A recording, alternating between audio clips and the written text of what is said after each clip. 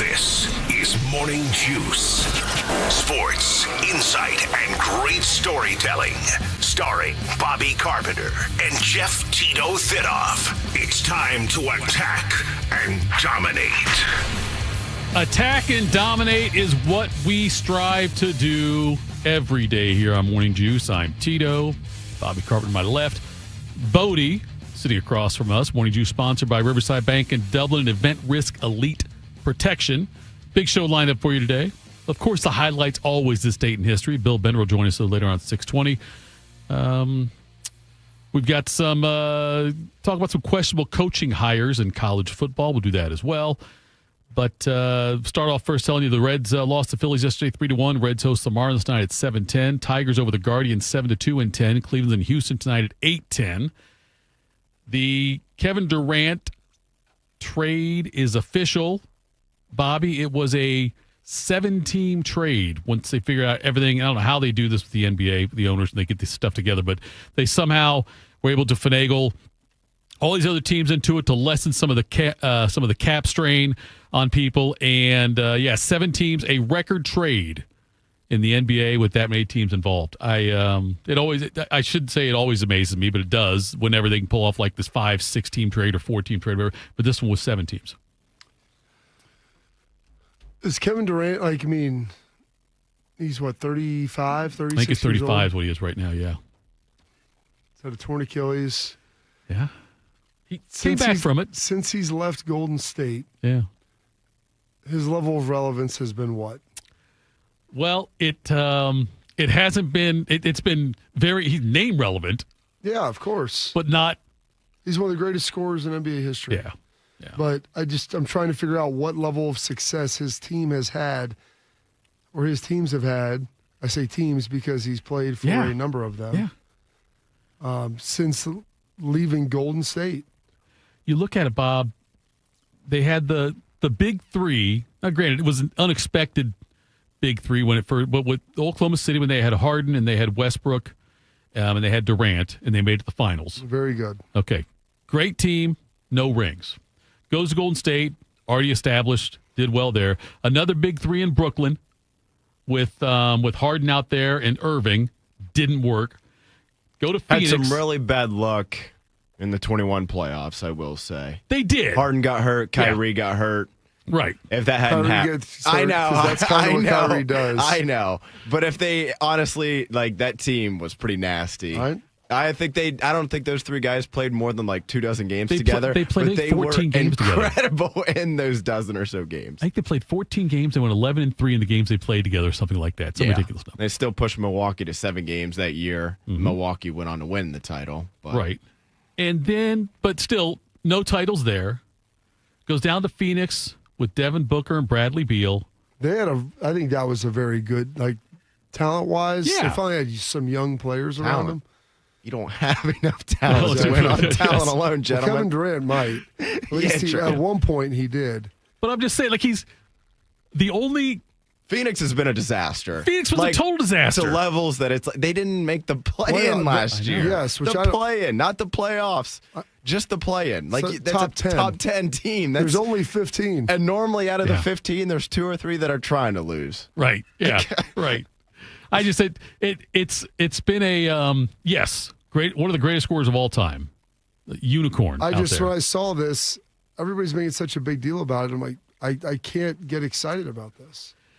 The best thing about it is that he's going to a team that already had success this past season, and they're younger than these other big threes he's joined. That was Houston. Houston was the team with young players. Well, Houston, Houston. I mean Phoenix. Phoenix did have, but Phoenix also had Bradley Beal, who was just. Bradley Beal was not worth a damn on that team. He's been overpaid for years. But I think this is a better situation. I'm not saying I expect them to challenge Oklahoma City necessarily. I find it interesting. Unless you're telling me this is a move that shifts the balance of power, which I don't see it being, it's a nothing burger to me.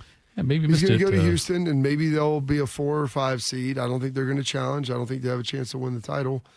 And I think probably in 2 or 3 years we'll see. Maybe in a year or two, they'll see him moving on again. how many? I mean, he's turning in a little Go bit. back. Go back to OKC. 100%. Like LeBron. Yeah. He's turning a little bit into Shaq at the end of his career. Yeah, Which- a little bit gypsy. I love Shaq. Yeah. But there's like a real gypsy feel to his career now. Like every year or two, he's just kind of bouncing around, and he's got a huge name, and there's still decent talent there. Yeah. Like, and he's still going to be a productive scorer. But is he somebody that you're going to want to bring on? All right, Bob. You ready? Not really, because the fact that you chose to start with that made that an incredibly depressing start to the show. I'll wait till later. It's going to get real depressing. Here we go. Oh, wait. I got to press the button. There we go. Time to get smarter. Morning Juice presents Today in History. Here's your professor, Bobby Carpenter. A lot of 4th of July hangover history stuff now, Bobby. Is it going to be that? Like What do you the mean, stuff. Well, 4th of July was such a huge one. We had that. We had this date in history. All these wonderful things surrounding our country. Yeah. And then, but now, like a couple days later, our mornings are going to be like, it'll be a letdown now. I don't think so. All right, let's hear it. It is Monday, July 7th, 188th day of the year, 177 remaining. That's the thing. Now those days start getting gobbled up on the backside, and we're going to be to day 200 before you know it, and staring at 165 left. And that is when it really starts to get frothy for you. This date, 1865, the 4 co-conspirators in the Lincoln assassination are hanged. How about that? Is that a hangover for you? Is that Dude, Bobby, somehow we just bump into things like that. I didn't even know it was on the list today. This date, 1898, William McKinley signs the Newland Resolution annexing Hawaii as a territory for the United States. It's a good one. That's been a good one for us. Yeah, I'd say that was pretty solid. This date, 1928, sliced bread is sold for the first time in Chillicothe, Missouri. Oh, I thought you were going to say Ohio. No, it's out in Missouri. 1928. 1928 said better than sliced bread. That's all right, there we go. I would have lost a lot of fingers if I had to cut my own bread. I mean, you can still buy it. The I know, yeah, uncut loaf. I'm not going to do that. Yeah, It's too much work. of course. What's better than sliced bread? This date, 1930, construction begins on the Boulder Dam, more likely known to you as the Hoover Dam. Oh, okay. There you go, one of the iconic landmarks out west. And This date- Westerville, isn't it? Yes, of course. This date, 1937, the 5th MLB All-Star Game happens. Lou Gehrig has a home run, a double, and 4 RBIs. Big game for the Iron Horse. This date, 1946, Howard Hughes crashes his XF1 prototype outside of Beverly Hills, which is awesome in the Aviator when they got old Leo flying that thing around over top of Southern California. This date, 1954, Elvis Presley makes his debut in Memphis with That's All Right. Well, Mama, she done told me, Papa done told me too. Son, that guy you fooling, wish he ain't no good to you, but that's all right. That's all right. What a banger right there. I'm telling you, That dude. was his first one. Got it That's, rolling. that Elvis movie was really good, too, when he sang that song also on stage. It was one of the. Did you being serious? I or- saw the movie, yeah. I watched the movie, yeah. Okay, I didn't know. I mean, but I can never classics. trust. It's a classic. Is it one of the classics? That was the pretty one good. that just came out a few years Yeah, ago. that- right? yeah, Okay, yeah. just checking. Did you watch that, Bodie? No, I know what you're talking about, but I haven't seen It's it. pretty good. I mean, those the biopics they did. Bohemian Rhapsody, I think, was the best. I I've haven't seen seen that. that. I didn't was watch good. the Elton John one. I didn't watch that I one. watched either, the yeah. Elvis one, which there's some real slow parts, but I did end up getting all the way through it. I'm impressed that Bodie found this. Just because Shark is gone doesn't mean we still don't get old baseball. In the 26th Major League All-Star Game back in 1959, how about this little combo? Willie Mays hitting a triple and an RBI to score Hank Aaron. 2 balls and a strike. There's Mays, the drive, deep right center field, way back goes Harvey Keene. He can't catch it. 2 balls at the 436 mark. Henry Allen's going to score. Willie Mays is around second. Willie comes to third. A moving triple to right center field for Mays. How long did it take you to find that, Bodie? Actually, not as long as you would think. The entire broadcast It's all is on there. YouTube. Now, I had to go to Baseball Reference To find out what and inning? like sort through it and be like, okay, when did this happen? And I was listening to the game. I felt like I was, back in the 1959 listening to it because I was like listening to it. And I was trying to catch names and whatnot just to get it down to, I think it was the 7th or 8th inning. Maybe it was a ways away into the game. But yeah, I thought it was pretty incredible that.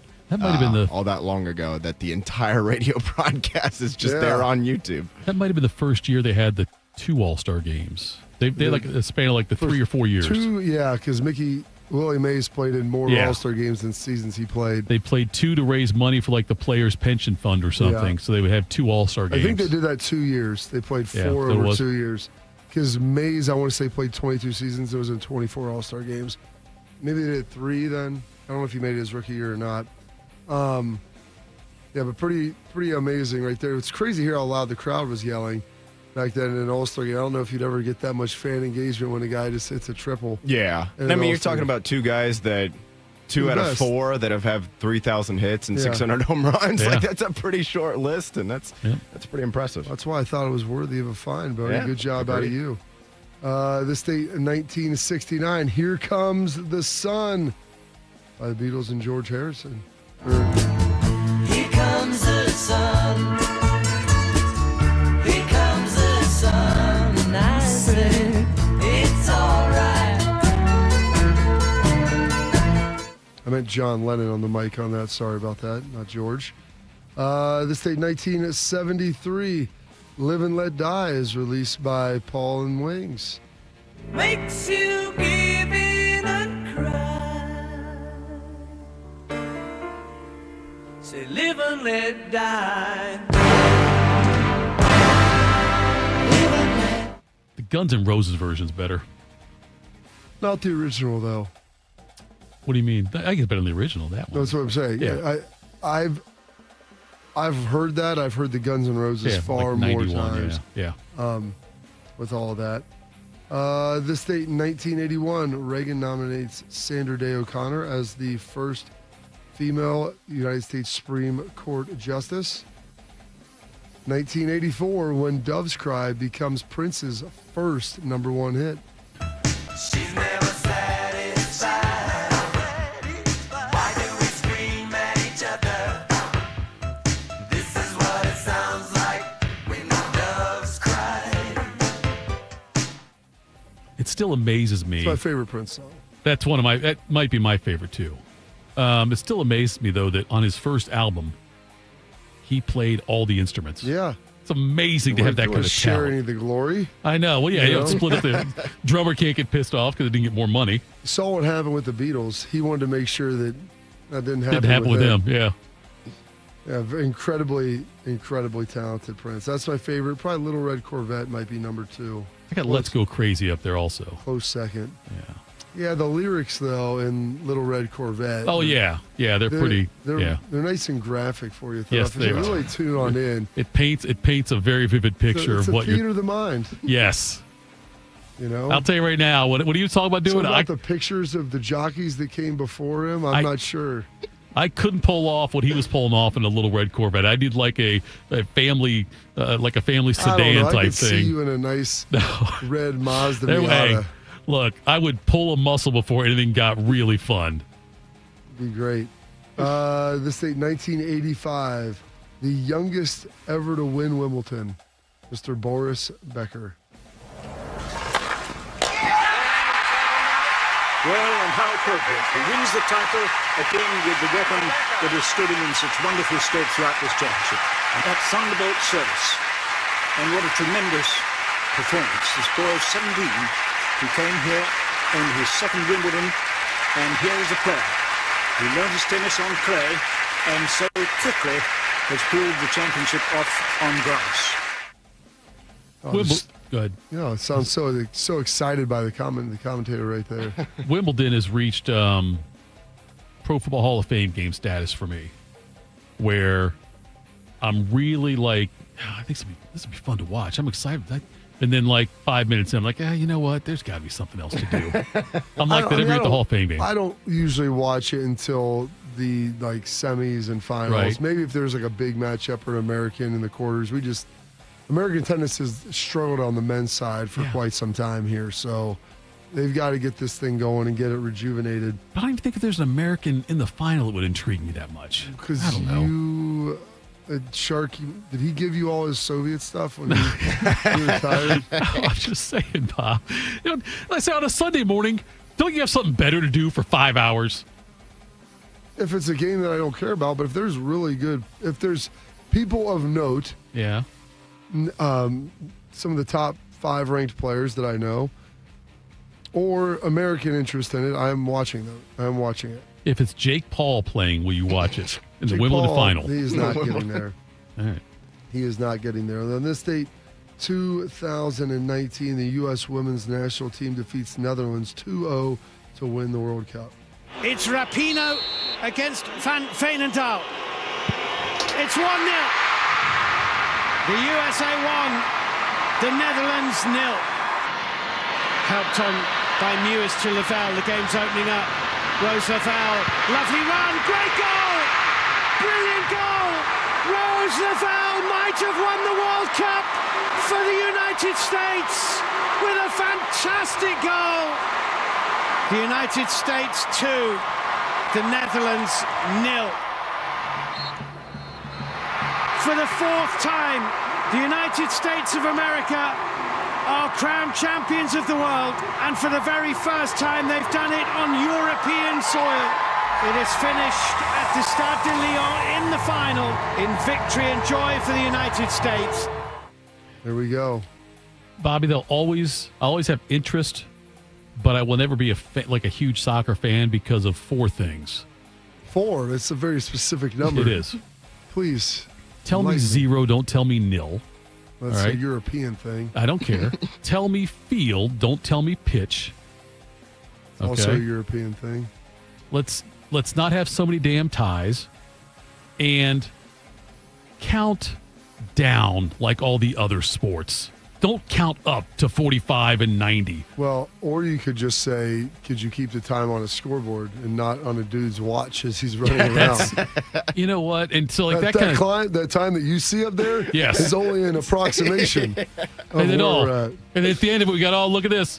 Mystery time. Hey, how about just stop the clock? How about stop the clock and then The start it ref does. back up? He monitors it on I his understand, wrist. but no one knows how much mystery time there is. And that's the beauty. See, it's The one beauty of it. It's one of the few sports that, as you play as a 5-year-old, and when you're also 25 years old, the time is kept by the same person. Oh, folks, the Eagles are beating the Chiefs. Wait, hang on just a second. We've got 5 minutes of bonus time. Mahomes and the Chiefs have the ball. Most people don't think, like, when you're playing Little League sports, very rarely do you have a scoreboard. So you have to ask the ref how much time is left in the game. Whether that's football, I guess basketball, you almost always have a scoreboard unless it goes out. But a lot of field sports, growing up, you do not have a clock, so you have to ask the ref.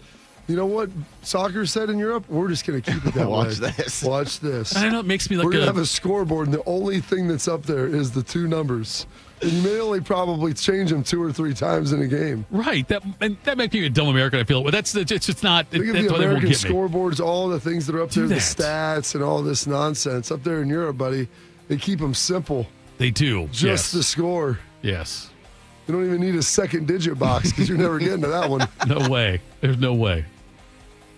Complaining over here, Thidoff. I'm just Simplicity. Thidoff's takes. Tito's takes. Here's why soccer. Yes. This is why soccer Not won. great. I followed though. I watched the World Cup. Thidoff's thoughts. That's We got fine. a It's lot good. of- It's not great. Yeah. In your opinion. Yes. It's good. It's not, and that's fine.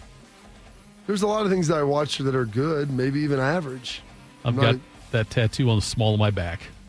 It's good. It's not great.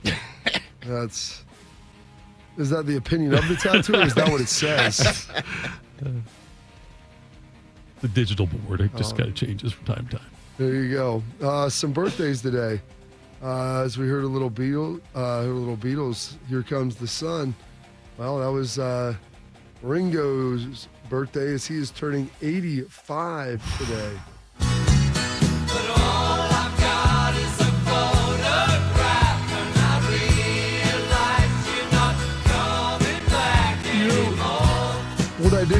As I Needed was some of Ringo's individual catalog. His solo career. His other one, the one I thought you would play would be Octopus's Garden. I think it's the name of it. That's like the only one I could really think of. I was hoping you were just going to play some Thomas the Train and call it a day. Oh, that's right. You could have done that. Of all the Beatles, the one that I knew the most at an early age was Ringo Starr, and it wasn't even close. Wow. I didn't even think about that. Did you watch Thomas the Train growing up? I did not, no. Really? I think some of the kids Was he still the watch voice it. of him? Or? Yes, yeah, he's the okay. voice. He was I like don't the think I knew creator. that. I bet he has made as much off Thomas the Train as he did off Probably, of his Beatles yeah. stuff. That's still, I feel like going pretty But strong today. I'll never forget because he would come on and they would do like obviously little animation shows, the claymation, and then he would like come on and talk in between. And when I realized like I was probably 12 that he was part of the Beatles, and my dad, I'm like, that's like what? I'm like, that's the British dude off Thomas the Train. He's the only British dude. Listen, from Southeastern Ohio, you don't meet a whole lot of British people. So I mean, I felt like Ringo was my friend. I mean. Hell, we didn't have cable. We've been watching that on PBS, learning about some of the British folks. Oh. He was the guy with a cool accent and dressed kind of aggressively for PBS. I mean, he was a rock star. The Wiggles wannabe, though. The Wiggles were wannabe. The Wiggles were the jam. Some other birthdays. Ralph Sampson, the 3-time Player of the Year in college, first overall selection in 1983. Bodie, what notable player was he drafted ahead of? Oof. Ralph Sampson? I don't know off the top of my head. What year was he drafted? 1983. 83. Was he ahead of Jordan? Jordan was 80. Okay. Wasn't Jordan 84? I thought Jordan Olajuwon. Oh, 84 was Olajuwon. Maybe I'm wrong on that. I thought 84 was Olajuwon. You're going to make me look this up. No, I because didn't Jordan look played on this the up. 84 Olympic team. So I think it would have to be the 84 draft for him. Yeah, because I thought it was Olajuwon and then... Sam Bowie. Yes. And then Sam Jordan. Bowie is who I'm thinking of. Samson was done. drafted ahead of Drexler. That's right. Good job in that. Well done. Wait. I was mistaken Sam Bowie and Ralph Sampson. Swapping those guys in my mind. This date, turning 53 today, the 2-time WNBA Player of the Year, Lisa Leslie, 4-time gold medalist, turning 53. And then the Birdman, the 2003 NBA champ, that if he might have maybe more tattoos than you, but I'm not sure. I tell you, I never understand the full the level of tats they have. Piece? That whole thing, man. I got to think at some point. I got to believe at some point if you get that many tattoos on your body, at some point in your life you're going to say, you know what? I regret one of these. Maybe not a great idea. Nah, I like it. Let's hear a little Birdman. Anderson tries to save it and does as he dives into the first row. Here he comes to join his teammates. His energy has been huge for this team throughout the season. And Chalmers call for the travel. 5th turnover on Miami. It's why he doesn't play huge minutes, because he plays all out every second he's out there. Look at that.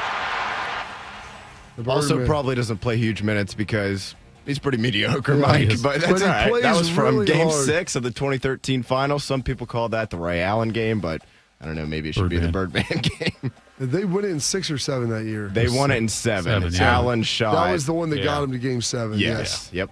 Against the Spurs. Yeah, the 2013 NBA champion, playing hard. Yeah, just an average player, but a lot of effort. And listen, you have to have a gimmick. His was the tattoos and the hair. It looked like he was pulled straight out of a punk rock band, like Blink-182. Could be, Barker up there just rocking away. This guy won a contest to be out here. Have you seen the side by side of him from his first year and his last year? Oh yeah, it's I mean, he goes from like a looking president like aging. you. He's looked like you, like just a normal dude coming on into the league. 7 years later, it's like Dennis Rodman going from the Pistons to like his last year of the Bulls. You're like, this guy doesn't even look the same. What happened to him? The gold medalist in the figure skating, Michelle Kwan, turning 45 today. And then on this date, 2001, Robert Downey Sr. passed away. Some holidays observances. It is Chocolate Day. It is Father-Daughter Take a Walk Together Day, Thidoff. Oh, look out. You might have better luck at that than I will. I don't know if McLean will do it. National Dive Bar Day, National Macaroni Day, National Strawberry Sundae Day, Tell the Truth Day as well. And those your historical events, your birthdays, your passings, your holidays, observances for this date, Monday, July 7th, 188th day of the year, and 177 days remaining. Well done, as always, General. That's the line I'm supposed to say. Coming up next, Bill Bender joins us from the Sporting News. Morning Juice. Bobby Carpenter here with the Riverside Bank of Dublin Sports Money Report. Ozzie and Daniel Silna made one of the greatest deals in NBA history. In the 70s, they owned the Spirits of St. Louis of the ABA. When the NBA and ABA merged, they offered the Silna brothers a couple of million to go away, but instead, the Silnas negotiated a piece of future television revenue. We all know how TV contracts are these days, and the Silna brothers made a total of $800 million from the NBA. Chuck Moore, CEO, and Travis Sanders, president of Riverside Bank of Dublin, talk about deal making for local businesses in our community. Thank you, Bobby. Being a local bank has its benefits. We have experience making deals in this town, and with our local processing and underwriting, we're agile enough to move at the speed of business. Travis, share how we treat our clients. We advise our clients on risk mitigation, long-term financial stability, and market conditions to help them make informed decisions. The Silnas knew something the NBA didn't. Let our experience and local expertise help guide you in your business. Tune in every day for the Riverside Bank of Dublin Sports Money Report. Visit their office at 6300 France Road in Dublin or online at riverside.bank. Member FDIC, Equal Housing Lender. When it comes to protecting your business, whether it's your staff, property, or assets, don't make a crucial mistake by contracting companies that provide subpar and unprofessional service. What you need is a security partner known for their unwavering professionalism and unnatural liability. You need Event Risk. Event Risk is a U.S.-based, veteran-owned company that not only specializes in on-site guarding, but also offers armed security associates and executive protection agents. Event Risk, elite protection for your peace of mind. Hello, my name is Eric Rose, CEO and founder of Event Risk Security Services. We are a U.S.-based, veteran-owned company providing protection services and consulting to Fortune 500 corporations, movie studios, celebrities, and high-net-worth individuals. If you're tired of fluff margins with low compensation for poor quality security officers and an endless revolving door of vendor staffing, then give us a try. For virtually the same cost, we can then address what keeps you up at night. Visit EventRiskInc.com. Teachers are dynamic leaders, shaping a new generation. They bring a variety of perspectives from diverse backgrounds, innovating how they teach to prepare students for our fast-changing world. Achieving this takes skill and expertise. They're tireless explorers, creatively discovering a universe of solutions. Telling stories, experimenting, inspiring, mentoring, connecting cultures, and connecting with each other. Leading by example. Experience the unique joy of helping students thrive. Teaching is a journey that shapes lives. Are you ready to begin? Explore teaching at teach.org, a campaign supported by the U.S. Department of Education, Teach.org, and 1 million teachers of color. We built a brand new studio just for Bobby, and Tito has already ruined it just by being here. I'm pregnant. This is Morning Juice. All right, Morning Juice. Now we are joined by Bill Bender for our weekly chat with him. Bill Bender from Sporting News. Bill, good morning. And hope you had a great weekend. I'm curious, I saw this story come across last week that LSU might be trying to sell some kind of sponsorship logo space on their uniforms. They're trying to get permission to do it. Do you think this will become more widespread in today's college football world with all the money that people need to make to pay people? Yeah. Yes, that's the easiest answer. I could see, patches on the jerseys, those kind of things. And, I'm hoping we can hold off as long as possible. But the traditionalist in me with how important college uniforms are. But it seems inevitable as whether it's the stadium names or the jerseys or, the helmets, a helmet sticker of some company. I could see that down the road too. But it is ways to make money to keep up. And that's what the game's going to become. Would you rather see, Bill, when you look at this, markings on the field or a small patch on the jersey? Which do you view as less intrusive and distractive for a traditionalist? Well, I think on the field you could put, a sponsor name down the 30-yard line or, on the out of bounds line, whatever. You take a uniform like Ohio State, Notre Dame, USC, the classics. Can you imagine Penn State putting a patch on their white uniform somewhere? I mean, it just would look out of place. So I think you can get away with it on the field, and there's enough sponsorships in those stadiums as it is. But if that's just another way to do it, I know aren't there some companies at Ohio State or other places that, for example, they sponsor the third quarter. You can do things like that. Yeah, it seems like we have more and more of that kind of stuff. You're right. It's trying to do this. I'm curious because I know you put out your predictions for every bowl game, predicted the whole playoff all the way through. Do you change it every day?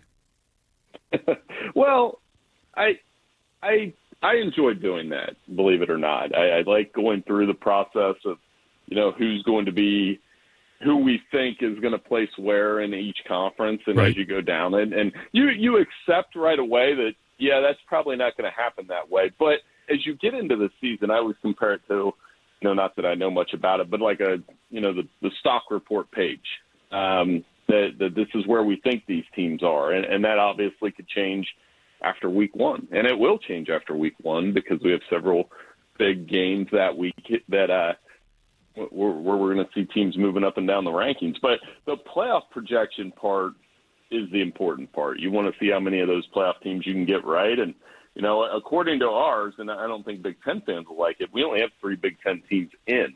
I could see them getting 3 or 4, max 5 in this format. Okay, and so in this current 12, who are your 3 then, Bill, as you look through this, and who do you think kind of the first 1 or 2 left out for the Big Ten?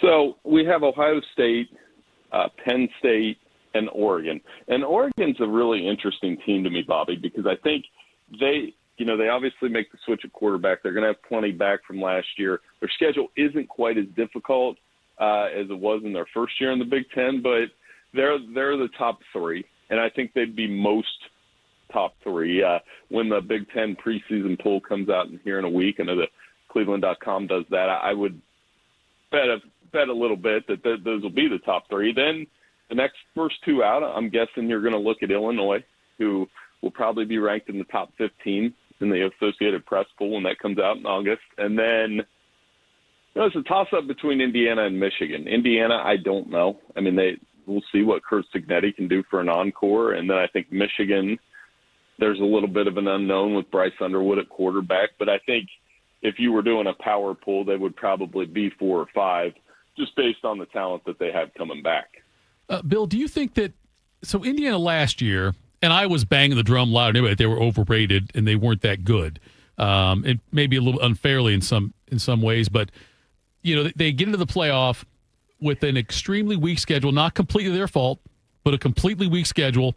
And Illinois has a similar weak schedule this year. If Illinois has the same kind of success Indiana did last year, will Indiana's inclusion in the playoffs last year and not doing so great, I guess, there and getting eliminated in the first round, will that hurt Illinois at all in the way people view them, you think? I don't think as much because Illinois won 10 games last year. So we didn't see Indiana coming. You and I didn't. I had no idea at this time last year that they were going to go 11-1, and Curt Cignetti was going to, be as loud as he was. And and I would say this about their playoff game. They got beat by a much better Notre Dame team, but that interception early in the game really flipped the momentum. I think it could have been closer, is what I'm trying to say. And Illinois, however, 10 wins last year. They have a third-year starter. They have good interior offensive and defensive lines. And, Brett Bielema is a little bit more of a known commodity. So I don't – it's my way of saying we're all saying it's coming.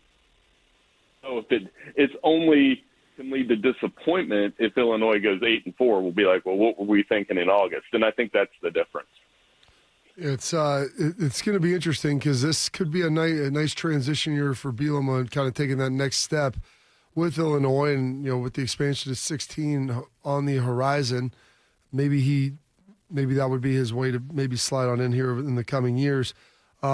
We haven't really heard a whole lot about that, Bill, and I know it's the 4th of July. We're getting into media days now. Big 12, I believe, is this week. Got the SEC, Big 10. I think the ACC and Big 10 are about the same time with some overlap. As you look at that and you see, like, it seemed inevitable that this was going to get all worked out, but with the modeling of the 5 and 11 and the auto qualifiers and how all that's going to work, it seems to kind of hit a snag, and it's almost to the point where they probably need to be getting something concrete and fixed here as they head into the season if they want to get these changes done for the 2027. Correct. And Brett Yormark, the Big 12 commissioner, will kind of have the mic first, so to speak. That begins tomorrow in Frisco, Texas. You know, he's going to be asked about the playoff. You know, there's a disconnect between the Big 12 and the ACC and the Big 10 and the SEC. And I think the longer this goes, that's just going to mean one more year of 12 teams because there's a lot of logistics around planning a multi-team playoff. So I've been all consistent in saying we might as well push this thing to 16 because you're going to get all of the content, all those Big 10 teams we just talked about would get in that format. And I think the conference would be happy with 4 or 5 a year. I know if they're calling for trying to get 4 automatic qualifiers, if you go to 16, I think they get 4 or 5 every year anyway. Yeah, I think you're right on that one. That's the thing that's interesting about it. I know that, you know, Petit was trying to say that the fact that if they give the automatic qualifiers, that it should result in a tougher non-conference slate for some of these teams. I don't see that. I don't think it'll be an effect of that either. But I am curious when I look at Ohio State's schedule. You know, they've got the home and home with Texas starting up. Then after that, they've got a home and home with Alabama and a home and home with Georgia, all on the horizon. And I wonder if all those games will eventually get played or not, or if some of them, like the TCU thing, got kind of wrapped up into one game versus a home and home. Do you think all 6 of those games, 2 Texas, 2 Alabama, 2 Georgia, will happen as scheduled? Yes, because I think one of the compromises of the next playoff format is I do think the SEC will eventually go to 9 conference games. And although the idea of an SEC Big Ten challenge every year is amazing, I don't know that they'll do that. And in this format, well, you're kind of getting that anyway. You mentioned those schools, Texas, Alabama, Georgia. That means amazing games at the Shoe and amazing games in Tuscaloosa and Sanford Stadium in Georgia. I've said this a couple times. I know last year when I went to that Michigan-Texas game, I think the cool thing about it was how many Texas fans were there, and you could tell it was like an experience for them. We've never been here. We've never been to this stadium, and that's what college football is all about. I mean, think about how many Ohio State fans will get to go to Bryant-Denny for the first time and Sanford Stadium for the first time. I haven't played Texas in Texas in 20 years, and vice versa. I think those are really cool things. All right, Bill, before we get you out of here, what do we get going on for the 4th of July? How do we celebrate? And, I mean, do we have all of our digits left still? Yeah, I was going to say I'm awake for starters. It was a long weekend and a fun weekend. We did a cookout in Canal Winchester. A Grilly family put on a really good show there. And then, we were in Pickerington for another one on Saturday night. And then by Sunday, kind of more low-key. And then getting ready for this week, as you said, with all the Big 12 Media Day and all those things. But, yes, I have all my fingers and everything else, and ate too much, so I'm probably going to have to hit a treadmill at some point today. Don't worry about the treadmill. Just take a nap. Do that instead, Bill. Thanks for the time, buddy. We appreciate it. We'll talk again next week. Hey, no problem. Thanks for having me on. You bet. That was Bill Bender. And, Bobby, you mentioned that about the his bowl predictions, playoff predictions. I love it. I say he likes to put it together. It's fun. I love reading that stuff. I know it's not, and like you said, it's not all going to be right, but it's fun to kind of speculate and look at that stuff and see where he's got different teams playing in bowl games. I always look at that and think, I'd like to see that game, but I'll never watch it. But I'll watch the playoffs, and that's it. See what? Like, I'll look at a game, the bowl game, yeah. That'd be intriguing. Yeah, I look at that. But it's like Wimbledon and everything else I just talked about earlier. Okay. If you really, what, I think I got something better to do at that time. Let me ask you guys this, as far as the corporate logos on the jerseys and whatnot go. What do you think about first snap against Texas? Julian Sang comes out. Yeah. And just like Ricky Bobby, he's got it right across his visor. Oh, yeah. Like Roosters or something, just right across his visor. He can't even see, but he loves he loves Fig Newtons. He loves Fig Newtons. Yeah, I expect someone, at some point you'll see somebody come out, though. I really, and they'll do some kind of gesture, like to, like a corporation will say, look, when you come out, either, shoot the arrow or do something like this, something for our company. Why not stop that? Why not just get some tattoos, man? Let's go all in. You did also. Thank you to Bill Benner for joining us. And Naps Body by Jeff is what it says here in the chat. That's a good call. Thank you for that. Anyway, coming up next, Quick Hitters, Morning Juice. Around the world, Children International and friends like you are giving children in poverty a chance to grow and thrive, to be healthy, to succeed in school, and achieve great things. How do we do it? In the best way possible, by helping ensure access to healthcare, nutrition, and educational opportunities. And most importantly, by empowering youths and their families to get out of poverty and into employment through life skills, computer, and job training. The very tools they need to break the cycle of poverty and build futures full of promise. Because every child deserves a chance to realize their full and best potential. Learn more about how Children International is empowering children and families by going to children.org today. That's children.org. While serving in Vietnam, a grenade took my ability to see. Today, I'm a sculptor. Now, my fingers are my eyes. I'm Michael Naranjo. As a veteran, I know the challenges of life can be great. In my art, turning a lump of clay into something beautiful, that is worth doing. Life is like that. We each must use what we can to make things better. DAV helps veterans like Michael get the benefits they've earned. They help more than 1 million veterans every year in life-changing ways. Now, I show others how they can create something with their own hands. I know it can do a lot of good. With support from DAV, more veterans can shape their lives into a thing of beauty. My victory is bringing beauty into the world. Michael Naranjo, may your victories inspire many more. Support more victories for veterans. Go to DAV.org. Yo, I'm your old basketball. Haven't seen you out on the courts in a while. Why not pass me over to Goodwill? Donating me helps Goodwill's mission to provide career training and support services right here in the community. And that's a slam dunk. Donate today. Hey, I got next. To find your nearest Goodwill locations and to learn more about our mission, please visit goodwill.org. Goodwill, where your things start new lives. I thought mixing bleach with my floor cleaner would take the stain out. When my youngest ate the dog's medicine, that was a new one.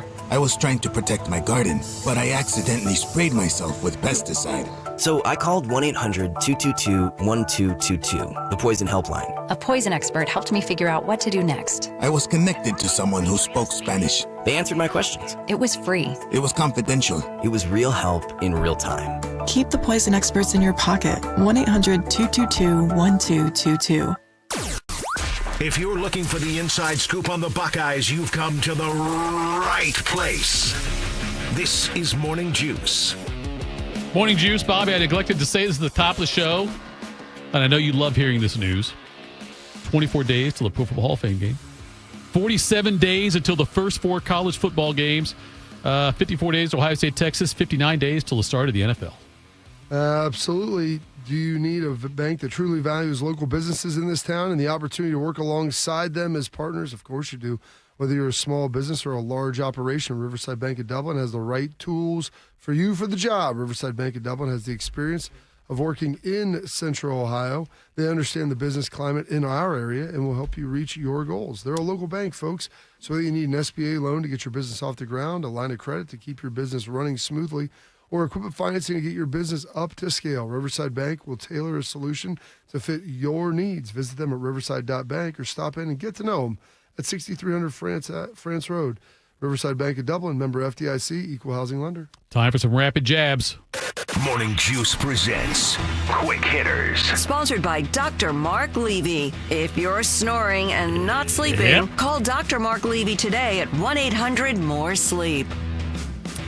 Good morning, Bodie. Good morning, guys. We'll start with soccer here. Last night in Seattle, the Columbus Crew and Sounders played to an even 1-1 draw, which snapped Columbus's 3-game winning streak. They didn't lose, though, so that's good at least. The game's biggest moment, though, came in the final seconds of stoppage time.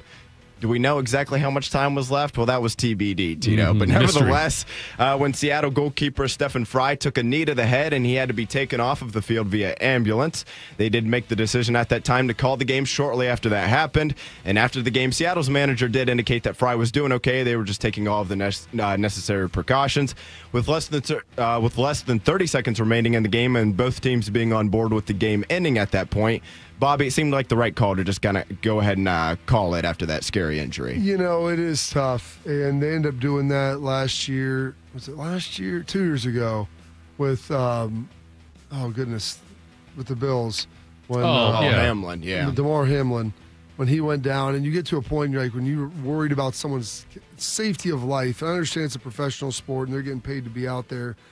It's just really hard, even for someone consuming the product, to be like, okay, well, let's just go back in and act like nothing happened and continue it. And so I get it. I understand. It's really hard. It was probably the right move at that point.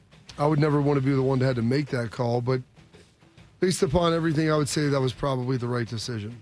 Yeah, it sounds like it was. And you're right, Bobby. It's interesting when the injury is so significant like that the players I don't think want to be out there anymore. The Hamlin thing for sure, that was a different level.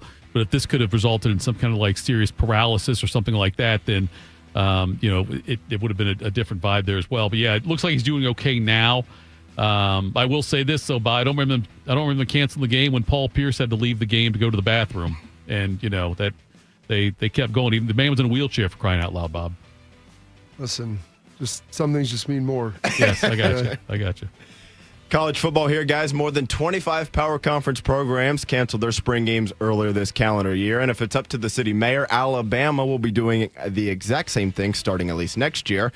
Tuscaloosa Mayor Walt Maddox, Greg's brother, he's calling for the cancellation of the Crimson Tide's A Day, which is their spring game, citing security concerns and the logistical demands the spring game place on the city as his reasoning.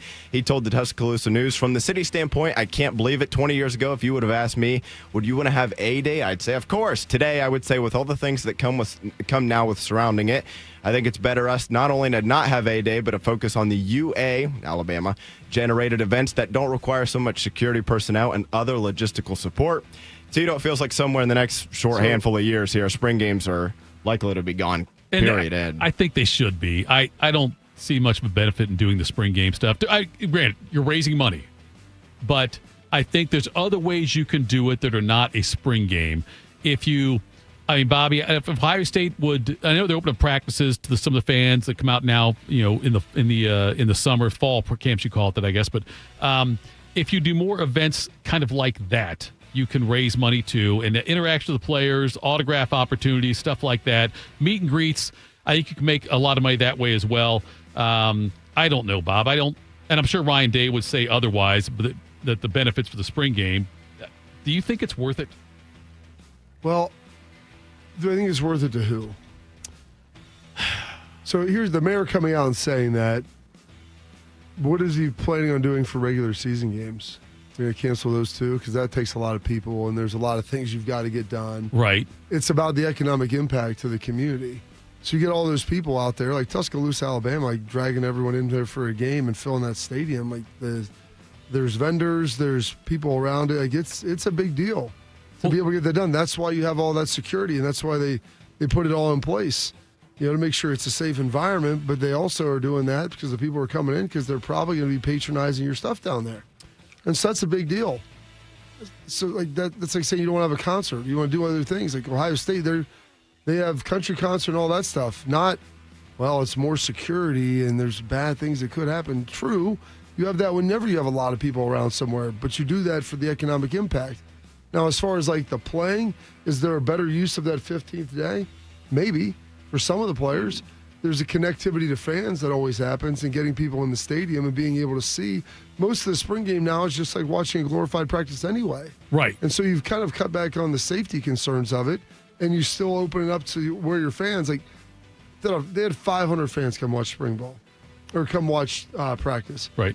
This year, the spring game was like 40 or 50,000. In the past, they've had upwards of 80 or 90, and some of it depends on the weather and everything else, the intrigue with the team.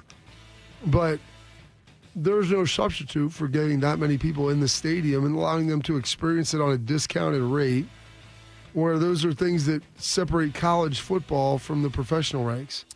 The Alabama mayor, the Tuscaloosa mayor, one of the things that points to this is that, so last year, Alabama got 60,000 fans for its spring game. Okay. So they planned for it this year, planned security, all these different things.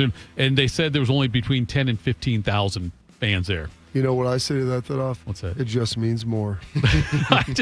Don't lose to Vanderbilt. Right. The best experience I remember for a spring thing, though, as a fan, was the year, and I don't know if you were there or not. You maybe were there. When you went to Crew Stadium?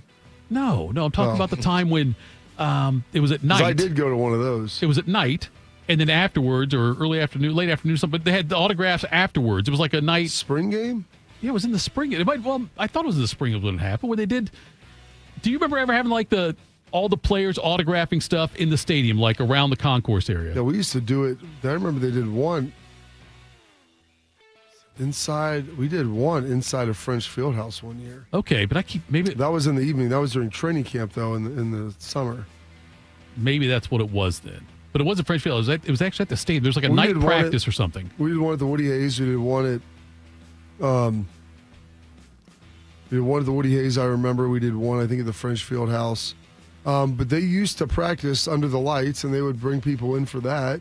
And then that was probably during Urban, I think. I'm going to have to look that up now. Maybe it was Tress. I don't know. But they did one. It wasn't in the spring, though. That would have been in the fall. Okay, maybe it was the fall then. Here's what it was. Summer camp. 07, Ohio State football autograph session, open practice. I think that's what it was. Gates open at 5 o'clock. Yeah. This was back then. And fans wanting autographs will be allowed a new playing surface through gates 31 and 32. The on-field autograph session will be limited to the first 10,000 fans. That's what it was. There you go. That's what I was thinking of. All right. Good job, Tito. Sounds great. Way to engage with the folks. I think that's better. We'll stay with college football here, guys. Fresh off of the run to the national championship game last season, Dick Corbett, head football coach Marcus Freeman, is putting together what looks to be his best recruiting class since taking over in South Bend in December of 2021. And if the genes of those, and if the genes of their fathers plays a role in their college careers, the Irish are going to have some pretty good players rolling through South Bend in the next few years. On Friday, Notre Dame landed a commitment from wide receiver Kadon Finley. His dad, Jermichael, played for Green Bay for several years. Then on Saturday, it was Devin Fitzgerald, son of Larry. You've probably heard of him. He pledged to the Irish on Saturday. Already in the class is linebacker Thomas Davis Jr., son of Thomas Davis, the Carolina Panthers linebacker there. And right now they already have two freshman wide receivers already on campus getting ready to start their freshman seasons with Jerome Bettis Jr., I think you know who his dad is, and then Elijah Burris. He is the son of Plaxico. Bobby, Notre Dame loves to sell recruits on life after football, and I'm sure right now for Marcus Freeman, selling that pitch to the dads of these players who are now past their NFL playing days probably isn't too difficult. No, he does a good job up there. Marcus relates well to those guys. He does. Do you think Plaxico's dad or Plaxico taught his son gun safety? Not. Hopefully, yeah. Okay. Like, by the way, South Bend, crime rate, I don't know what it's looking like these days, but make sure you don't do it to yourself. Yes. And people have talked about this. Marcus has done a pretty good job of bringing in former players, sons. And so obviously they have something solid that they're pitching up there. These guys went to a variety of schools. Now, Bettis obviously is an alum from there, but I think he's the only one of that group that you mentioned that was an alum. Yeah, the only other one they have getting ready to be a sophomore defensive end, Bryce Young. His dad was Bryant. Bryant Young, okay. He played D-tackle. He played at Notre Dame. Oh, yeah, very, very talented most of player. the group there, non-Notre Dame alum. Yes, and so they go there, and they've got something that is of high value, if you will, that they are seeing that probably differentiates them. And, you're being able to sell them on the process, and a lot of these guys probably don't care as much about NIL. They care about getting their players, their sons developed, getting them a good academic footing, and allowing them to have the best chance to go play in the NFL. Yeah, it's they're on a bigger spotlight. Obviously, first of all, they're magnified because of the fact that they are playing for Notre Dame, but then also the fact they've got that last name or the junior at the end of it kind of thing, And there'll be constant comparisons if they play the same position as they did their fathers. But certainly, good press for Notre Dame. Good job by Marcus Freeman. Great job. It's going to be fun this football season, Bob, with Bodie over there. I'm curious, but I want to ask you this question, Bob. Would you, let's say one of your sons is going to play college or the NFL, college football, professional football. Would you rather your son be a mediocre, non-quarterback skill player or an exceptional punter or kicker? I don't know. Whatever they really want to do, Thidoff. I mean, it's kind of... What do you think is a better pathway? Yes. I mean, listen, I don't know. It's if they enjoy playing a particular position more than they like playing, the game of football, then that's, in general, then that's going to be their prerogative. I'm not going to be the one that's going to dictate that. God, I feel like I'd rather be an elite punter or elite field goal kicker. I'd rather be like Justin Tucker. See, now, I was gonna, that's Bobby coming out. You right out the way you say that. That's a good answer there. That's a great. I'd rather be Reggie Roby or somebody like that, Ray Guy. I think instead of like a backup tight end or offensive lineman. I mean, it's your prerogative if that's what you want to be, the star specialist. Maybe like Scott Norwood. To a certain extent. What about Chase Daniel? Just hang around. That's what's a non-quarterback. Years. If you can be a mediocre quarterback, okay. If you can be a mediocre quarterback, yeah. Chase Daniel, he made a pretty good living not doing anything. Like the best career ever. Yes. Tom Brady won. Chase Daniel. Chase Daniel for how much money he made per pass attempted. I'd say Matt Flynn. Matt Flynn did pretty well too. Give him a run for his money. That's a pretty strong answer. Matt Flynn did pretty well for himself also. Spieth asked if this was the Irish morning juice, which I'm afraid we're going to probably meld into that at some point come August. Just for clarification, yes. Tito put that story in a quick hitters, not myself. Well, so. I was going to throw you under the bus and say it was you. I wasn't going to turn it down. I mean, I know you weren't. But I said, you know what, Bodie, I probably should lead with that story for that. So, all right, coming up next, it's questionable coaching hires in the first quarter of this century. CBS tells us which were the questionablest. That's next. Morning Juice. We are the keepers of the wild, America's original and most invested conservationists. For more than 80 years, we've been committed to conserving wildlife and the natural landscapes that define our nation. From rugged alpine ridgelines to peaceful tall grass prairies, we've supported the conservation of more than 36 million acres of American wildlands. Our funding has led to cleaner water, fresher air, and improved wildlife habitat. From abundant fish and waterfowl populations to robust deer and elk herds, nothing is more important than maintaining wild spaces for adventurers to explore and wildlife to thrive. We are America's hunters and target shooters, stewards of the American outdoors.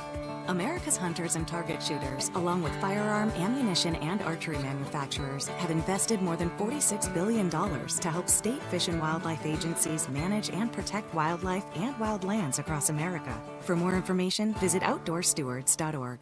My name is DeMar Hamlin. I play for the Buffalo Bills, and I play safety. CPR saved my life. I've teamed up with the American Heart Association as a national ambassador to help create a nation of lifesavers, turning bystanders into lifesavers. Through CPR education and access to AEDs, nearly 3 out of 4 cardiac arrests that don't happen in hospitals happen in homes. Join me to ensure everyone has the chance to live longer, healthier lives. Visit heart.org/nation. You know a thing or two about the moments in life that matter. You've seized those moments to embrace joy, accomplish great things, and build meaningful relationships. Is it time now to sit back and reflect on a life well lived? Maybe. Or maybe there's more to be done.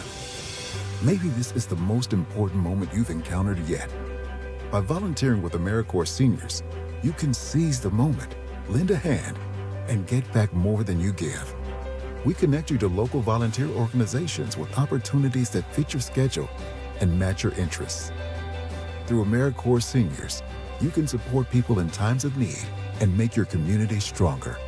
You can become a companion to your older neighbors, brightening their days with friendship. You can even become a mentor for young people, serving as a role model and enriching their lives. Are you ready to seize your moment? Visit AmeriCorps.gov/yourmoment and get started today. Wrinkles, gray hair, and hearing loss are common signs of getting older. But being short of breath, having tightness in your chest, coughing, and wheezing are not. If you are experiencing these symptoms, you may be one of the millions of people who are living with a condition called COPD but don't know it. Early diagnosis and treatment can add years of better breathing to your life. For more information, talk to your doctor and visit copdfoundation.org today. Proud to be your go-to sports addiction. WBNS, WBNS FM, HD3 Columbus. The Fan 3, Ohio sports destination. Attack and dominate. You're locked into Morning Juice. Sponsored by Riverside Bank of Dublin. Here's Bobby and Tito.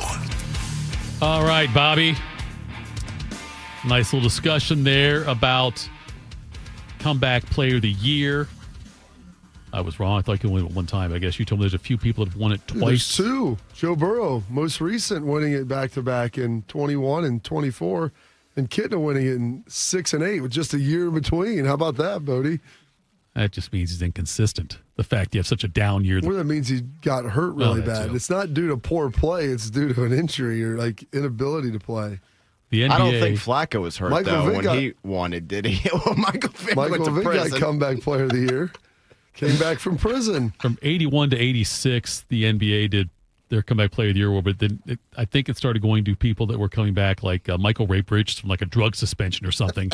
They started getting. No one's ever specified that you have to be coming back from an injury, or even something that you wasn't self-inflicted. Like if Plexico Burress came back from that gunshot, it's a comeback. I mean, it's a comeback. It's a comeback. You're right about that. Can Greg Hardy come back from his suspension, domestic violence, assault charges, and Ray Rice? Can all you? That? I mean, well, then, so like, if you really wanted publicity for yourself, you always say that there's no such thing as bad publicity, and judging by the way you kind of live, I'd say you really practice what you preach. How about if someone does a self-inflicted wound of some sort that takes them out of commission for a year, and then comes back? You mean like shooting yourself in the leg? That's one of them. That's one of the possibilities. But I'm saying that I wonder though, is that something to be a smart career move for something? Like if somebody's not really that relevant anymore. Because that's, what a lot of guys growing up, that if I would put down like goals, and I'd get my kids trying to write stuff down. And, for success, and when you put something to paper, your chances of achieving it are significantly more. My dad would have us tape them up actually in our mirrors in our bathroom, like things that we wanted to kind of achieve that year, maybe that season, sports season, or just in general in life. And a lot of guys I know have put up their comeback player of the year. That's really what they're looking for. I would like to have something so tragic happen that I'm in, like I cannot play. Right. And then I come back and I'm not like MVP good, but I'm good enough that, hey, you were the best player to come back from something that last year. We missed you more than we thought. It's kind of the old James Brown who's on stage. He looked like he was kind of collapsing almost. That's why I'll put a robe on him and start getting up, start dancing again and get right back. That's a real comeback right there when you can come back for something like that. CBS, Bobby, CBS Sports put out there. It was a piece by, I want to make sure you get the name right here. And there's Chad from John Talty. Anyway, sorry. My eyes. Chad? Candy? Listen. John Candy? Talty. I said Tatty because my eyes are not great. Anyway, ranked the top 25 worst coaching hires of this century for college football. I mean, is George O'Leary one? Is there even a second? We never lost. O'Leary. Undefeated. I don't know when did O'Leary get hired? When was that? You know what? It wasn't. It wasn't this. Yes, it was. It was this century for sure. Barely. Okay. Yeah. It was like 2000 or 01. It was 01. 01, yeah. Because Willingham was one. It was going into my senior year. Yes. Willingham was the same. All that happened the same year. Yeah. And when Davey fired. They needed a coach. Davey fired after the 2000, the 01 season. Like. Yeah. Maybe. He was fired after. Yeah, he was fired after. It was my senior year because Willingham, they tried to come to my high school like as I was getting ready to commit, which would have been after the 01 season because I committed in 2000 or 2002. So, yeah, it would have been after 2001. Bob Davey finished that up, hired O'Leary, long may he reign, Willingham immediately after. He's not on this list, I don't believe. But I didn't see him on the list. But anyway, the tied for first, though, are if two the people. Guy didn't make it a month. He's got to be on. Like There's two guys. Like the Price hire from Alabama. Is that Price is tied for first with Michael Haywood of Pittsburgh. Oh, yeah, because he beat the crap out of his wife after a week after getting the job. Yes, he was. It lasted a few weeks. Not great. Not great doesn't even do that justice. That was atrocious. Haywood had said went from Miami, Ohio Haywood to Pittsburgh. left Miami, Ohio. Right, to go there. He didn't offer my youngest brother there. My dad's like, well, that's it. I mean, I guess he's like, I had 4 boys. All of them played college football. None of them at my alma mater. And what year was that? That would have been. It was George. Let me see. I can't find the year on that one. When it was for Michael. It was somewhere 7, 8, 9, I think. Okay. In that window. He was at Miami, Ohio for 2 years. Takes that Pittsburgh job. He's there for a week or a month. It's there for 3 weeks, it said. Yeah. And then the other one, the Mike Price one, remember, because he got hired from Washington State, and then they had the charity golf tournament where he inappropriate behavior is how it was labeled, and he also had strippers there for the charity golf. So does the stripper, hold on, do the strippers fall under the inappropriate behavior, or was there additional inappropriate behavior on top of having the strippers? I'm not sure. And by the way, what is classified as a stripper? I mean, that's fair, Bob. Maybe they're just a dancer who likes to express herself differently. Yeah. It could be just that. Her name is Chastity. Right, or Cinnamon. She's named after a spice. She is white trash. Here's the thing, what's the difference between an amateur dancer versus professional? Hey, do they put the A around them like they do for the golf? If you're not getting paid, right. Well, then are you preserving your amateur status for the Olympics? If I go outside right now and take off all my clothes, am I a stripper or am I just somebody who likes to be naked? Well, that's what I said. I mean, what's the difference between it's a good point, Bob. Someone that you would define, my mother would use the term loose, and someone that would be defined as a prostitute. I was like, which is worse? One person's getting compensated, the other one's doing it for the love of the game. Alabama was president at the time, Robert Witt. His mistake has severely hurt our university and will hurt our university for years to come. For years to come. I love that. Ellis Johnson was third on the list with Southern Miss. He took over Southern Miss, and they had gone 12-2 under Larry Fedora the year before. Oh, he went to Carolina. Yeah. Right? Yeah. He was pretty jacked, too. Ellis Johnson had the worst turnaround in college football history. They went from 12-2 to 0-12. That's bad. And that was the opposite of the comeback. Yes, right. This is the one season. You got to be pretty bad to take it. Now they may have had a lot of seniors and stuff like that, but to go from that to not win a game. Chad Morris at Arkansas went 4-18 in his 2 years. And so he didn't last. Charlie Weiss on Kansas. Yes. 6-22. That was pretty good. 1-18 in the Big 12. The good news is, though, Charlie Weiss also had the distinction of being paid by Notre Dame, Kansas, and Florida, and I think working for none of them. Yes. There was 1 year. I think he was making more money than Brian Kelly was for a few years when Brian Kelly was coaching at Notre Dame. You had some time with Weiss, right? No. You never did? Oh, okay. We played against him. Right. But never had time with him. Okay. Yeah, he was. He's an interesting character. Ty Willingham at Washington went 11-37. Nice. Jeremy Pruitt went 5-19. That was a tough. Was that Alabama? That was Tennessee. Oh, that's That was a tough one there. Yeah, he left. But they had the McDonald's bags. That's right. Just because it wasn't successful doesn't mean it wasn't memorable, though. Tennessee was found to have committed hundreds of NCAA violations. That's tough to do. That's a big number there. Yeah. Les Miles, 3-18 at Kansas. Kansas got a couple bad ones. They've struggled a little bit. You know, they were basically doing what the Rockets are doing with Kevin Durant right now. See if they can bring somebody in. Yeah. cagey veteran and see if they can get one last puff of that little cigarette butt you found laying on the sidewalk. Couple of Big Ten hires on here. Do you want to guess which ones are on here, Bob? Let's think of some of the best Big Ten hires. 2 of them are for Purdue. Yeah. One of them just got done coaching, Yep. too. They had a couple really bad ones. a while. I couldn't even tell you the guys' names at Purdue because they've been so bad. Right. It's just next coach up for me. They're right. You've got to win games before I'll learn your name as the coach at Purdue. Ryan Walters went 5-19. Yeah. Daryl. I remember him. And then Hazel Walter went 9-33. Oh, my God, Hazel. That's tough. Yeah. I think he's a good coach. I just didn't work out. You know, I don't know. Here's the thing. If you have multiple bad coaching hires, is it the coach or is it you?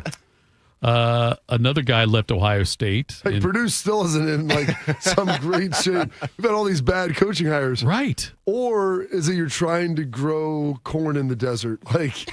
Hey, come on in here, buddy. We're going to give you 1,000 acres to be a farmer. Where at? Right outside of Phoenix. Sounds great.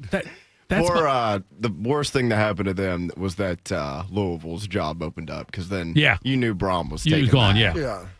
But with and I've always felt this way about Purdue. I've been there a couple of times, but I don't think the sun ever shines in West Lafayette. I've played there twice, and it was pretty crappy. Even on television, you're watching it. It always looks gray. Even in the basketball games with all the lighting, it's still. I think that West Lafayette is constantly beige. That's what I think when I think of West Lafayette. I've never seen the sunshine there. Chris Ash from Rutgers. We just played Here Comes the Sun. I know we did. I know. But just because you play it doesn't mean it happens, Bob. Chris Ash went 8-32 at Rutgers. Yeah, that's a tough one, too. Did that surprise you? Did you think that he would translate to be a good head coach? I knew that there's certain jobs that when guys take them, man, you'd better start fast because it's going to be real hard to maintain and build a legitimate program because the history would tell you that it hasn't really been done. Outside of Greg Schiano's the only one who's done anything at Rutgers. Outside of Greg Schiano, and then outside of Joe Tiller, or since Joe Tiller, outside of Braum, what has Purdue really done? Yeah. Look at Bielema. Since Ron Zook, the last 20 years, has there really been a whole lot cooking there? And that was a program that was really good. Mike Riley is 23rd on the list. He went 19-19 at Nebraska. That was another bad one. Yes. Because he was taking over a situation. You could argue the Nebraska situation. That's exactly what I was going to say. They're kind of like a, what'd you say, growing in the desert? Yeah, corn in the desert. Corn in the desert. Yeah, it's kind of. But that wasn't always the case. Oh, heck no. When it was not, I guess it's been 25 years now, but there was a time where they were the best program in the country. They fired Frank Solich. And then he becomes the winningest coach in MAC history. And then they bring in Bo Pelini. Or no, they had Callahan. Was Callahan in between those? When was Riley? I think he was after Pelini, wasn't he? I believe Riley was. Yes, he was after Pelini. Yes, because he wasn't there long, and then they pivoted to. But they also won 9 games every year, 9 or 10 under games. Bo Pelini, yeah. And then ever since then, it's been not great. Yeah, Nebraska, and I rail on Nebraska as much as I rail on Indiana, also. But you had Matt Rule there now. Before that, you had Scott Frost. He was on the honorable mention list. Which was supposed to be. Yes. He was going to bring him back. He was on the dishonorable mention list, I guess, one of the ones who did not make the 25 worst. Before that was Mike Riley from 15 to 17. Pelini was there from 2008 to 2014. His winning percentage of .713. And the coaches after him, he had Riley was 500, Scott Frost was 340, Matt Rule so far is 480. Mickey Joseph filled in as an interim coach during 2022 after Frost was gone. He went 3-6. So, nobody. You had Osborne retired 836 with an 836 win percentage, Bob. Solich goes 753. Callahan goes 551. Pelini goes 713, and they say that's not good enough. And now they're the highest winning percentage of a coach since then is Riley's 500. it's been really tough for Notre Dame as far as coach. I don't know if do you think Matt Rule's going to turn it around there? Nebraska. So yeah, that's right. Think Matt Rule's going to turn it around? I think they've turned a lot already. What do you mean is turn it around? Well, what do you define as success for Nebraska right now? Well, it's a moving target for me because if they could get back to I'm going to say it, if they can get back to the Bo Pelini days, I think that'd be if you're doing that means probably every third or fourth year you're making a playoff. But if you're winning 9 or 10 games in the Big Ten. It's so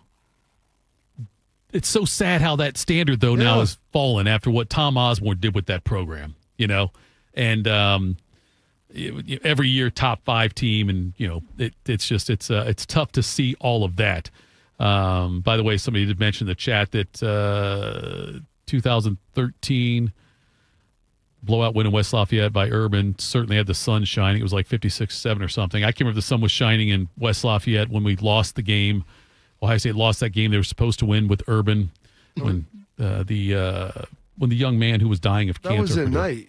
That was at night, yeah. See, the sun wasn't shining. See, the light was shining on that young fella. And on Rondale Moore. Ran through every tackle. Then I wasn't wrong then when I said that. The other ones that did not make the cut, Herm Edwards, Arizona State. That was a disaster. That was pretty bad. God, I really want him to do well. His opening press conference, though, when he got asked a question by the Arizona State school newspaper, which is called like the Devil Times or something. Oh, there we go. It's something like that. The Devil Times. Herm Edwards, not really being in tune to it. He said that, yes. He said something like, you may want to think about a different name for that. I don't know, the Devil Doings or something like that, whatever it was. I don't remember. But, Herm Edwards said that in his opening press conference. John L. Smith at Arkansas. That was another one. John L. Smith? Yes. Smile. When was he at Arkansas? I'd have to take a look for that one, Bobby. He was at Arkansas. Was he before? This was... he must have been... was he before or after... Petrino? Well, he would have been before. He had to be before that one, I would think. So let me see on that one. He didn't make it, honestly. The Petrino didn't. Let's see here. So Petrino won at both places. I guess he might have been after 2012. He was only there a year. He was there 1 year. Went 4-8, and then Bielema took over, and then that didn't go well. No, it did not go well. Yeah, the Bielema. There you go. John L. Smith 4-8. Bielema 29-33. Chad Morris 4-18, and since they've gone 30-31 under Sam Pittman. But John L. Smith, it's 2012. College football now. No matter where you're at and what's going on, you're one bad hire away from being up against it because you missed 2 hires in a row. Yeah. Now you're to the better part of a decade because you probably gave him at least 3 years, unless it was just terrible. Right. And there's no program that's immune to it. No. There's a lot of people around here that after they lost that final regular season game last year, that you had to get Ryan Day out of here. And I'm telling you, man, I know as good as Ohio State's been this century, and it's been a minute since they've hired a bad coach, but it gets everybody at some point. You look at Michigan, they had Brady. Oh, yes. You had Brady Hoke, Rich Rod back to back. Yeah. You're moving on those guys every 3 years. And even early on, Harbaugh wasn't great. I mean, Notre Dame, the same thing happened. Oh, Notre Dame had the string, Texas, yeah. They had a bad string. Before Saban at Alabama, I mean, USC. That's exactly what I was going to say. USC might be in it right now. I'm not sure they're not. Imagine telling a USC fan in 2009 or 10, whatever it was, Pete Carroll's going to Seattle. Right. Imagine telling a USC fan, what if they won the Pac-12? Well, Pac-12 doesn't exist anymore, but would they win the Pac-12 once since then? I think that's what it is, yeah. It's everybody would have called you crazy, but it gets everybody, man. Florida, they kind of haven't figured things out since Urban Meyer left. Napier might be the answer, but this is their 4th coach since Urban. I mean, we're talking. Yeah. I mean, Urban. This is Ryan's 7th year, 8th. I think it's his 8th year. Going into 8. I think. Yeah, so it'll be more than Urban. Urban was here for 7. So this is 15 years since Urban left, yeah. And they maybe think that they could have it figured out. I mean, Florida. After they were going to fire Billy Napier, maybe he is the answer. He saved the season in the middle last year. It's 15 years. I mean, think about Florida State. Yeah. They've hired good coaches. They won a national championship. They went 13-0 2 years ago. 13-1 after getting ran off the field against Georgia in the bowl game. And then they still went 2-10 last year. Like they have been a lot of highs and lows. Hurricanes the same way. Miami Hurricanes had that run. They haven't figured things out since. I mean, Cristobal, maybe, but does this mean though, Bob, that coaches at these universities, football coaches at these universities we're talking about, should have more job security? Well, here's the problem is you become a victim of your own success and you start to raise expectations, and then people forget what it was like before. Just like Bo Pelini at Nebraska, he was kind of a guy that didn't make you feel nice and warm. He was an Earl Bruce type hire.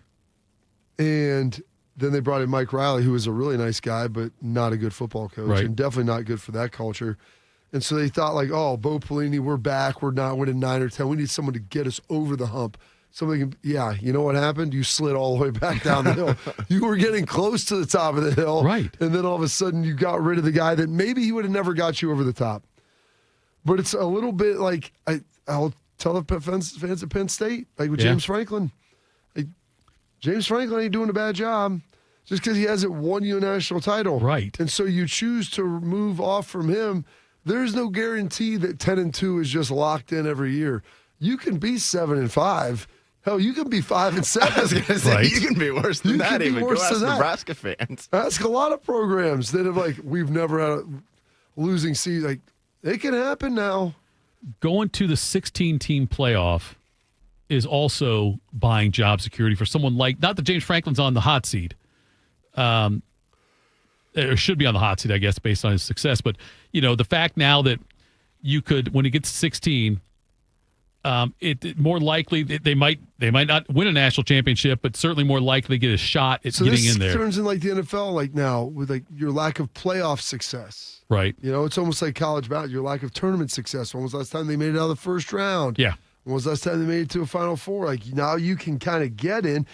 Before it almost provided more cover because there was a subjectivity to it. It's like, well, we were 10-2, they were 10-2, we didn't get in.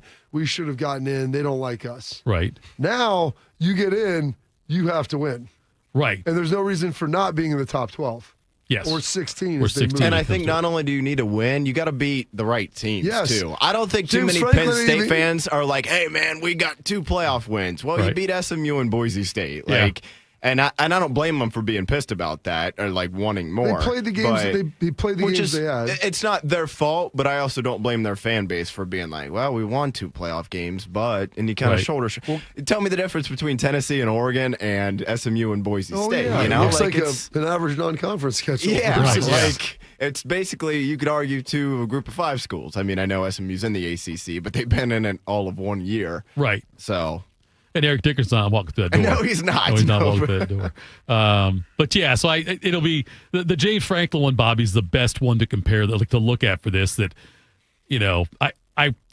I hope Penn State's learned from Nebraska's mistakes, Michigan's, Notre Dame's, Texas, and they realize, and the argument. That's why people just be patient, man. Yeah. Be patient. If he starts to struggle and win 8 games, then have the conversation. I know that everyone's like, we want to win, we want to do this. Well, I mean, I'd rather have a pretty good meal than maybe a crappy one. If you're running unknown. A clean-ish program that stays out of the headlines for the wrong reasons, and you're competing for your conference title, or one of the teams that are going to be competing, or one of the teams considered to. The worst thing that happened to James Franklin is Ryan Day won a national championship this year. Oh, sure, yeah, you're right. And also, he's got a beating Ohio State problem. Who else has that problem? Every other college football team in the country. Almost. Like it's right. Exactly outside of Ohio State. I hate saying that. Oh, that's true. Yeah, outside of the one up north. Yes, but it's like, that's kind of a. If you want to hate on the Bills for being unable to beat Kansas City, you're like, well, the rest of the conference has that problem too. Like, it's easier said than done. Ask a Browns fan if they'd be okay with just, losing in the divisional round against Kansas City. Right, for like 3 years in a row. I think Browns fans would take that right now. All right, coming up next, I came across something the other day, Bobby, in my boredom. And I want to get you a hobby. This is my hobby. This right here. I want to get your take on this next. This happened in college football a while back, but I wonder if it still goes on, or Bobby heard of things going on like this. That's next. Morning Juice. Imagine home. The smell of coffee, the sound of a lawnmower, the sun's warmth on your face. Free to be yourself, surrounded by love that helps you grow. This is a place to call home. That's an American dream we all deserve. But in 50% of U.S. states, you could legally be denied housing if you are LGBTQ+. Get the facts and hear real stories at lovehasnolabels.com. Brought to you by Love Has No Labels and the Ad Council. Hey, Max, you look absolutely dashing in that purple tie. Ready to harness the world? You bet, Daisy. I'm ready as I'll ever be. And might I say, your purple tie really pops with your vest. Thanks. I almost went with a cape, but didn't want to come across as pretentious. Nonsense. Anyone in our line of work should rock a cape. You might be onto something, Max. Phew, so here we go. First day on the job. You've got this, right? Right. Don't forget, we both graduated from Dogs Inc. with honors. Which means I can guide my human around a busy city with ease. And I can give my human a restful night. I hope my human is kind and loving. And I hope mine likes wet kisses and zoomies. Ready to make a difference? Born ready. Let's go. Discover how extraordinary dogs like Daisy and Max change lives at no cost to the recipients. Visit dogsinc.org. It's been a real journey since 2014 when I first had my injury. I realized that my home was just not working for me and that it was time to ask for help. Homes for Our Troops is really giving me my life back. The shower allows me to go in and turn around with my chair, pull down storage racks, automated door systems, hours of my morning given back to me. Adaptive sports are a huge part of my life, a huge part of my healing journey as well. Homes for Our Troops helped with making sure that I had a home gym so that I can continue to train. This past year, I was able to host Thanksgiving in my home. And it was the first time I was able to have my whole family in one place and I was able to contribute to the meal. There are a lot more veterans in need and Homes for Our Troops is going to be there to help them too. Homes for Our Troops builds and donates specially adapted custom homes nationwide for severely injured post 9/11 veterans and enables them to rebuild their lives. Join our mission at hfotusa.org. You wanted to be cool, which led you to smoking, which led to a pack a day. Then you met that special someone, which led to starting a life with them, which led to wanting to live longer, which led to quitting. Then you heard you may be at risk for lung cancer, which led you to getting a low-dose CT scan. If you smoked, get scanned. Talk to your doctor and learn more at savedbythescan.org. Brought to you by the American Lung Association and the Ad Council. Bobby's knees hurt from doing battle with some of football's toughest warriors.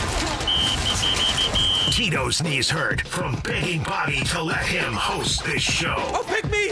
Oh, I know, me! This is Morning Juice.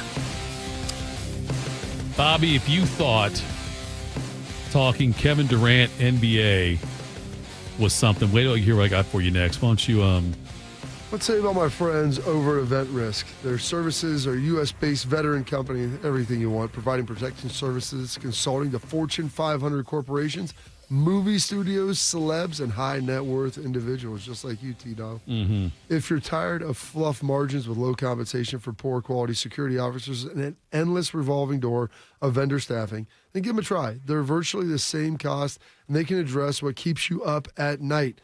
Event Risk. Visit eventrisk.com to learn more. I'm not nearly as popular as I think I am. EventRiskInc.com. When I was trying to weave in and out of traffic with the golf cart through roads that were closed and stuff, and the police officer would maybe flag me down and stop me for something, I tried to do my radio voice to see if they'd recognize it. Like, oh, I'm sorry about that, officer. What? Anyway, oh, you're Tito, huh? Yeah, come on through. But it didn't work. Do you think that that's okay? I was wearing a fan shirt also. in my work and badge. a hat. And With your a work name badge. tag. Name tag on it. Your work badge on there Yes. just in case you had an emergency show that You never, popped you know up. what, Bobby? You never know when someone needs a quasi-celebrity to hop up and do something. Maybe like a silent auction thing, or maybe an actual auction thing. I guess silent auction. I'd be better as a host of a silent auction. That's what I Whenever need. you need a radio host for the silent Auction. auction. I'm your guy. I'm the guy there. So, Gino Torretta, you remember him? Yeah, BYU quarterback. No, Miami quarterback. Miami. Fast and Furious? It might be. I don't. I think that's a different Torretta. When he was at Miami, he pretty much sat on the bench first couple years. And Miami. That's what a lot of quarterbacks did when they came in. They sat behind people and then played later. Miami recruited a quarterback then, while Torretta was still there, called Brian Forte was his name. He was a All-American quarterback in high school out of the New Jersey area. And his father had he got a letter from the Hurricanes. He had this, somebody demanded it, said, according to the thing I saw in an article in SI, that promised that he would be the only quarterback the team recruited that year. He was given a promise. Put it in letter. In a letter. He'd be the only quarterback they recruited that year. Okay. I'm surprised that happened. We'll get to that in just a second. Then he lost the starting job. Torretta ended up getting it, but he was already on the roster. Wasn't one they recruited, so they didn't go back on their word at all. This guy transferred to Rutgers and didn't do much of a thing. Then he ended up playing, Bobby. I looked at his Wikipedia page because he ended up playing. He did some. What led you to this? Bobby, I've got a lot of old Sports Illustrateds, and I will read them sometimes. Like the faces in the crowd? I mean, what do we... This was an article about... This was an article about Miami's when they beat the Houston Houston team that had David Klingler on it. Mm-hmm. When they rolled them, when Houston was scoring like 90 points a game, whatever, they go play the Hurricanes. Hurricanes destroyed them. It was about that game. Torretta played in that game. Anyway, Forte, by the way, went on to play for a team. See, this is the knowledge I get, Bob, is that he played for a team called the Miami Hooters. Do you remember the Miami Hooters? Was it the USFL? Or? It was the AFL in 1995. He played for the Miami Hooters. I had no idea there was a Miami Hooters team. Oh, that's indoor. AFL, Arena Football League, yeah. Miami Hooters. Okay. And he also played for the Frankfurt Galaxy, and they won the championship in 95. So NFL Europe title? Yes. Big time. It's a big deal right there.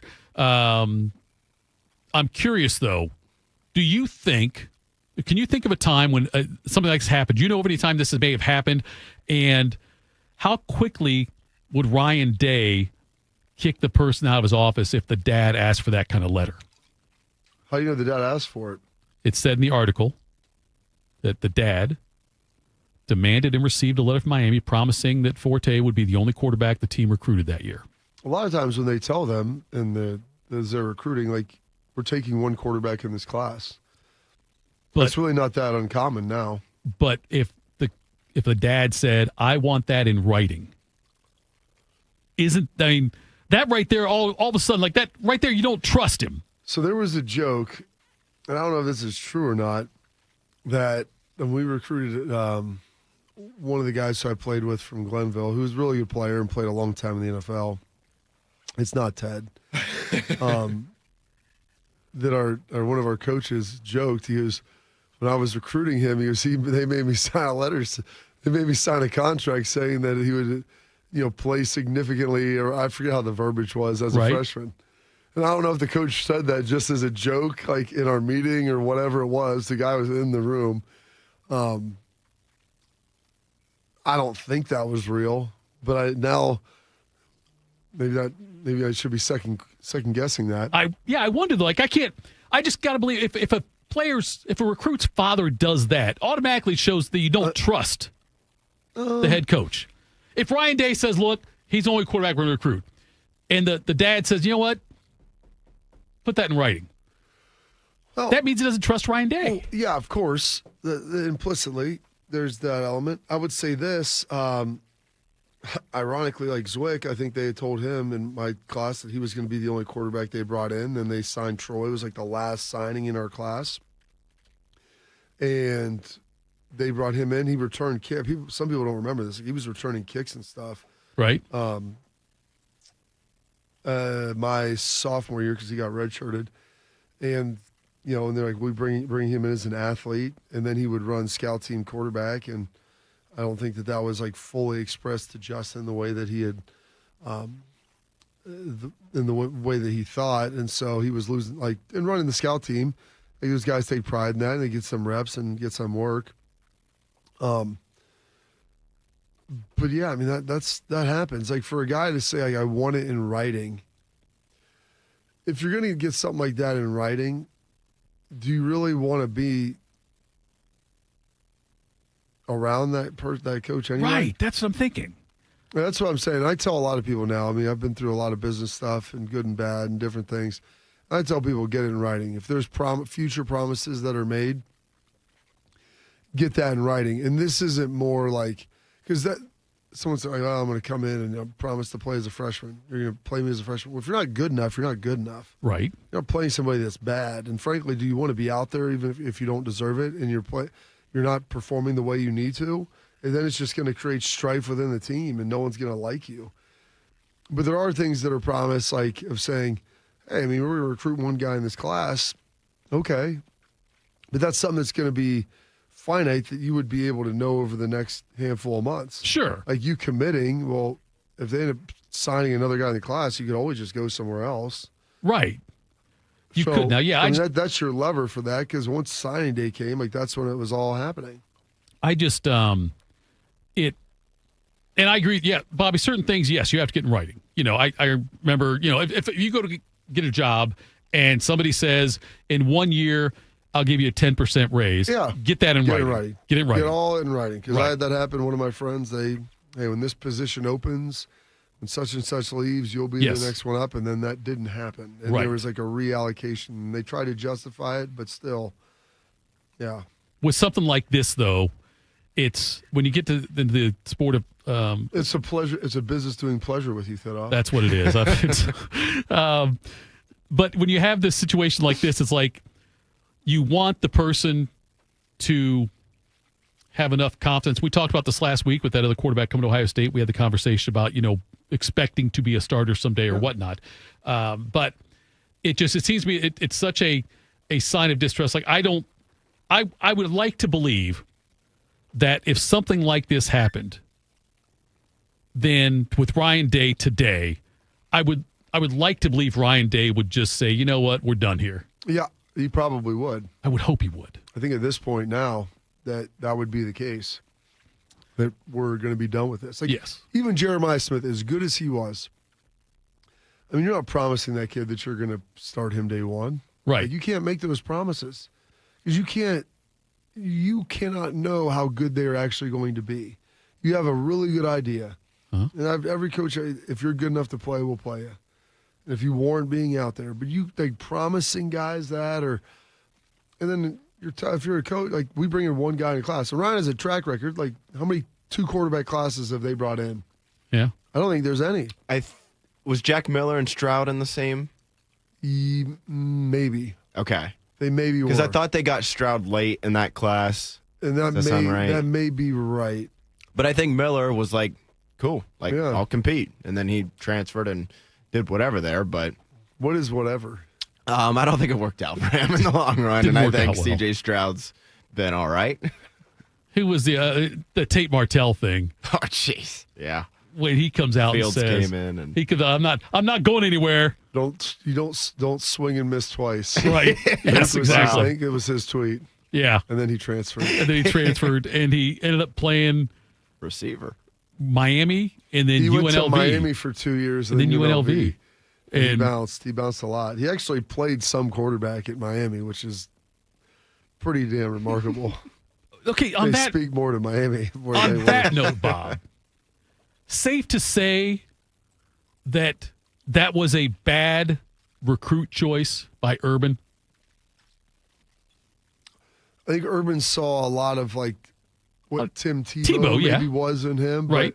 Tate wasn't near as big. Right. And he really wanted to come here. And here's the thing, like he had, for whatever reason, he had some, 4 stars beside his name. He was Bishop Gorman out there. They brought in 2 other players from his school. Yeah. Haskell Garrett is from there. And There was a receiver that they brought in as well. And A buddy of his, right? And he ended up leaving. He Yeah. was much better. I think he went back to UNLV right away, and he played. But yeah, they saying it's a mistake. Yeah, when I watched him get here, I was like, I don't know if that guy can really Did you throw notice it. early on? Oh, watching him throw a football. Yeah. It wouldn't have been concerning if he played linebacker, but it was concerning if he played quarterback. And he wasn't very big. People are like, oh, he can do Tebow. I go, he can't outrun me. Tebow. And I'm like, he's not very fast. He's quick, but he's Right. also not very big. So I always look at it now. I'm like, if you can't outrun me, then you're not that fast. For your position, relative for your position. So that's an issue. That's one of the. Tebow also had the most rushing, still does, has the most rushing touchdowns in the history of the SEC. Oh, yeah. So maybe being like, He yeah, was he'll just be the next Tebow. He was 235 pounds. Oh, he was He's huge. big. Yeah. He's like a linebacker. I mean, even if Tate Martell was down with GOD like Tim Tebow, wouldn't have helped him. He needed more than GOD to help him be a good quarterback, I think, here. Yeah. But, I hate railing on the guy. But I thought he was very cocky when he said that about, Oh, he was. It's funny because he didn't really come off like that. I think he was more social media cocky. Yeah. He did not come off Keyboard like cocky. that. Yes. Around the facility, he didn't talk much. He was, because I think he was aware that, he was 5'10" and 205, 210 and couldn't throw it all that well. He watched the film the same as anybody else. Yeah, right. Say, do people ever know? I'm like, well, you all watched the film together, so you got to see what's out there. And there was some good, but it wasn't like it was, just inconsistencies. There was some issues. I would say it's the biggest quarterback swing and miss in the Urban Ryan Day era, as far as hyped guys it was like that you he really started. want. He never really had a chance. I know, but I can't even believe that they. He was a highly recruited guy. I know. And That's that's why I always part. say, that's part of the concern with how that stuff operates. Yeah. Not sure there was a lot of other guys, too, that they really missed on, to be honest. No, as far as quarterbacks go, no, I don't think so. When's the last time Ohio State's had a bad quarterback? Right. It's been. We mentioned Belisari and Mockerman. Mockerman before and Bowserman, right? That's the other one. That could be else we rail on all the time for But that even one. that was, a backup, Right. which is, Yeah. there's And a lot of programs. there was a lot so- of things that were a disaster for Joe when he was there. But yes, him being a baseball guy, I don't think he was ever really intending on playing when he got here. Right. And then he was thrown into the fire in a rough spot. Sure. The TP gone, and then all of a sudden he's the guy. Right. Coming next, we'll wrap things up. Tell you it's got us juiced. Morning juice. Once there was a man who couldn't stand. A mom who couldn't wait. A scientific community that said it couldn't be done. And then you. And then I. And then we brought neuromuscular disease into screaming color with the Muscular Dystrophy Association.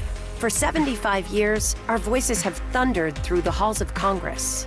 We'd willed the impossible into existence. We pushed the science, raised the funds, shifted the narrative, and transformed the reality of life with neuromuscular diseases. For 75 years, we've built communities together. established the field of neuromuscular medicine, and made it thrive.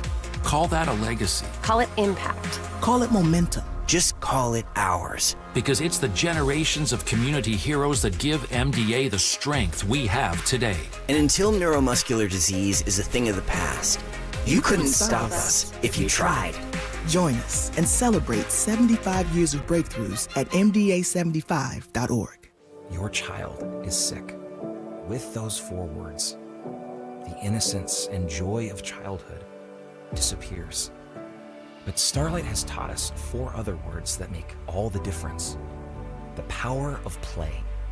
Happy kids heal faster. That's why Starlight Children's Foundation delivers happiness through gaming, toy deliveries, and more to hospitals across the country. Learn more at starlight.org. Your child's oral health milestones matter. By age 1, see a pediatric dentist to establish good oral health habits. At 7, see an orthodontist to check your child's bite, teeth, and jaws. Around 15, visit an oral and maxillofacial surgeon to have your child's wisdom teeth examined.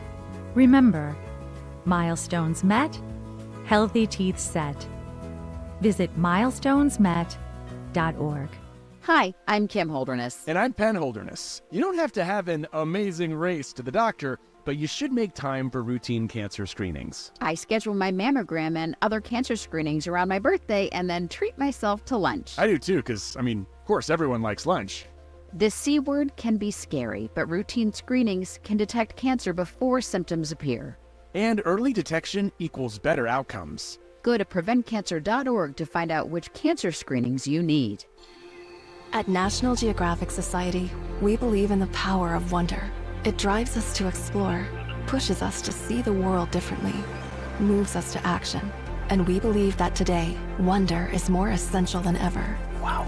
That's why we're supporting a new generation of explorers to ask big questions, make breakthroughs, and bring the future closer.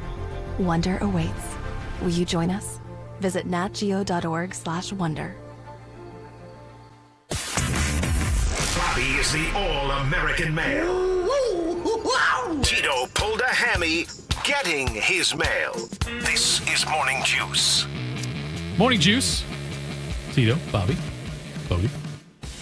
Bobby in the chat. Aaron says Tito is definitely the Tate Martell of 97.1. I don't know if I could ever.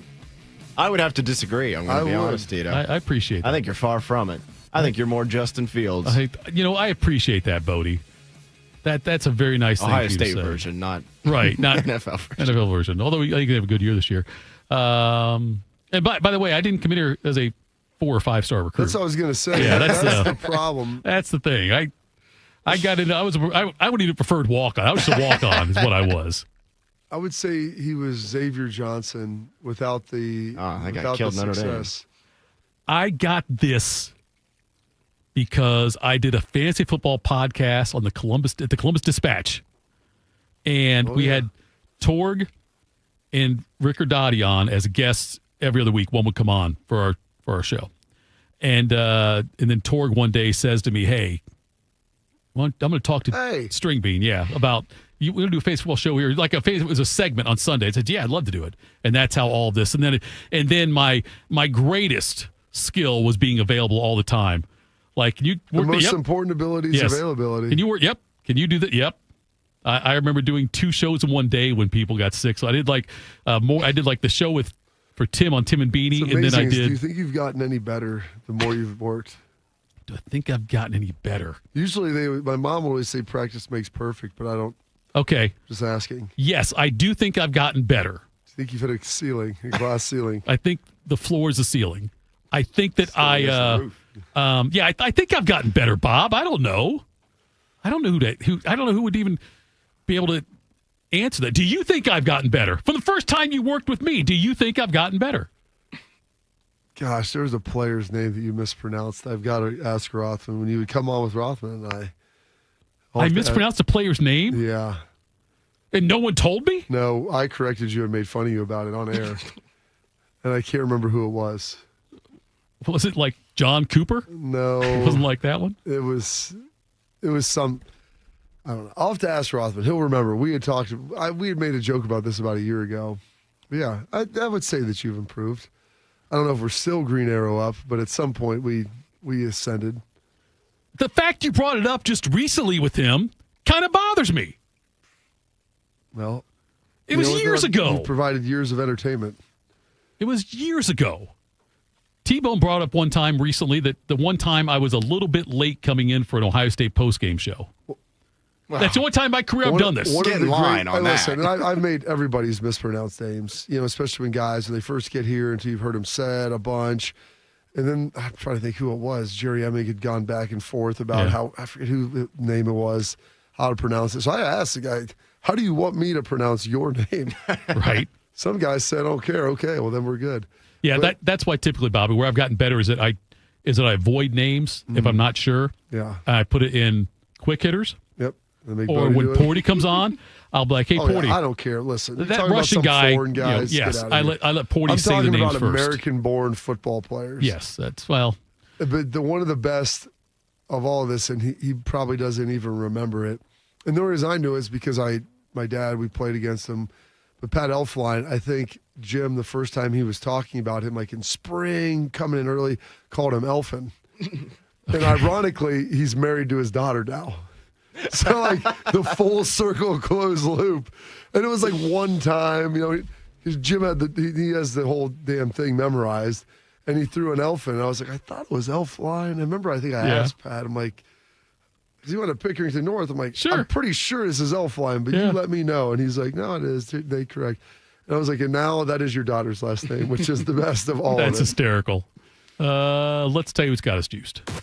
What's got you juiced? Sponsored by Billiards Plus. Find your next grill and everything you need for the master griller. Billiards Plus on Dublin Center Drive in Dublin.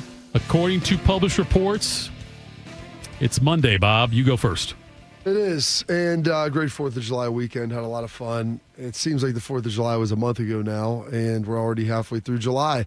Once you get to this point, you're running downhill. You got all the media days coming up for all the different conferences. Football season's right on the edge. I used to always love this month, and now I dread it. And my birthday's on August 1st, so it's just like wishing away to me the rest of the summer. Because once football season gets going, there's just... Don't know. It's exciting, Bob. Because you don't do... No, don't say I don't I've been doing this for so many years with football and like just everything else and the coaching and all juggling schedules and people wanting to have like normal life. And I go, I don't get a normal life during football season. I haven't had a normal life during football season in years, and just more commitments, more opportunities. And I generally say yes to most things like you do. And so that just fills up everything else. So it's exciting. It's fun. It's got me juiced in a negative way a little bit because I enjoy summer. This is the best time of year to live in Ohio. We had great weather. It's going to have another week of great weather, which has me juiced. That's exciting.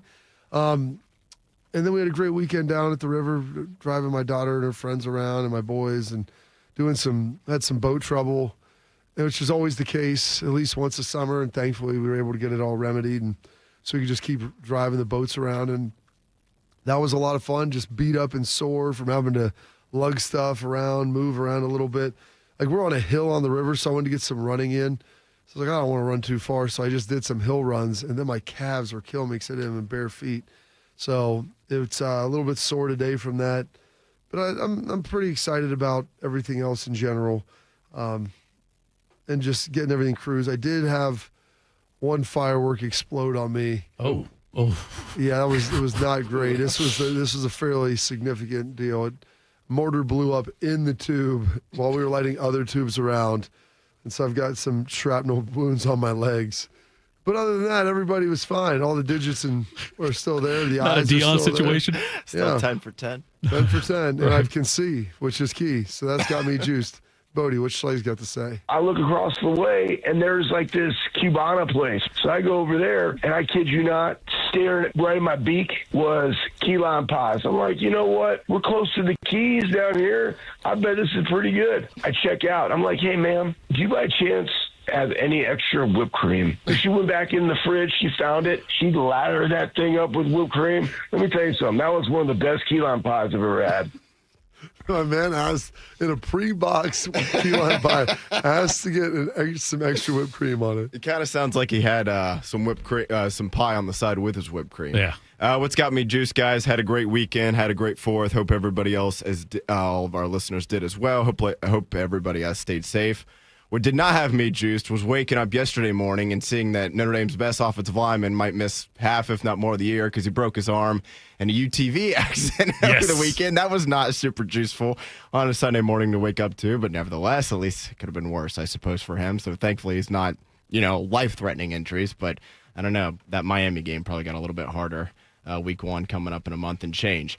What does have me juiced, though, we talked about this a little bit last week. I was like, you know what? I watched Gladiator 1 Wednesday, Thursday night. Let me just hammer out the second one over the weekend as well. Watch that Saturday morning. It was good. It wasn't as good as the first one. But like clips referencing back. Yes. You don't have to see it, but your Top Gun comparison was a really good one. Like, I would strongly recommend seeing it. Thought couple spoiler alerts here, so if anybody, hasn't seen the movie and wants to avoid that, I'm going to mention a couple here. Thought that the biggest things in particular for me that weren't quite as good as the storyline was like almost maybe too similar. Yeah. And so it's like if you've seen the first one, it's like you felt like you were watching a repeat a little bit. And then I think it suffered a little bit from the Dark Knight trilogy. Second to third, the villain was so good. Yeah. And the second one in that case with the Joker. Not that Bane was a bad villain in my opinion, but Joker was so good. To me, Joaquin Phoenix was so good. Yeah. Then in the second one for Gladiator, like Denzel, he's an We don't incredible even actor, kind of obviously. know he's but you the don't villain. realize he's the villain Yeah. until damn near the end of the movie. And the two emperors throughout are like annoying, but they're not like Joaquin Phoenix level. Like, I want to strangle you. I can't stand you in this movie. Bill was laughing It's at just him. so bad. But it was still good. I really enjoyed it. If you've seen the first one, I'd still highly recommend the second one. Tito, what has you juiced this Monday morning? Oh, the chatters. I love this YouTube stuff. I love our chatters. Joe put out a new group now. It's called Candy, C-A-N-D. Catholics Against Notre Dame. There you go. He's not a Notre Dame fan. I don't know. But he is Catholic, I He is assume. Catholic, Okay. yes. I don't know many Catholics that are in. I know Catholics that don't necessarily like love Notre Dame, but I've never talked to a Catholic that's against Notre Dame. Find a BC Found fan. one. Yeah, true. Okay. All right. I mean, they're But even out so- there.